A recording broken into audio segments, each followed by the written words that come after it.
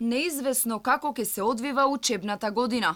МОН подготви 3 сценарија, меѓу кои и учење на националната платформа која никогаш не почна да функционира. Министерката за образование Царовска најави дека е можно сите ученици да се вратат во школските клупи. Другото сценарио предвидува враќање на сите ученици во училиштата со ротација на присуството на една недела.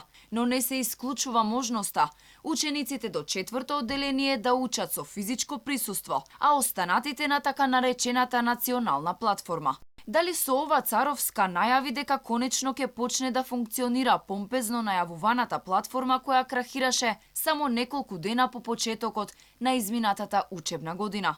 Тогаш повеќе пати беше прозвана и координаторката на Национална платформа за дигитално учење Александра Ружин да понесе одговорност, но не се произнесе во јавност. Подготвивме уште 2 сценарија. Едното е, како и оваа година, да имаме дел од учениците со физичко присуство, од 1 до 4-то одделение, останатите да одат онлайн во одадената национална платформа и секако да се доставуваат материјалите за учење. Додека уште не е одлучено како ќе изгледа предстојната учебна година, проблемот со неиздадените свидетелства останува нерешен.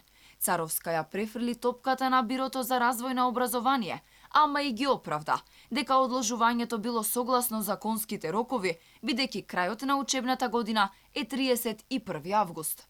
Дека и оваа учебна година ќе започне проблематично покажуваат се почестите реакции на синдикатите. Царовска ќе мора да најде начин да го смири гневот кај наставниците, кои досега користеа сопствени ресурси да ја истуркаат онлайн наставата. Доколку и оваа година се учи онлайн, дел од наставниците предупредуваат дека нема да мрднат со прст доколку не им бидат обезбедени електронски уреди.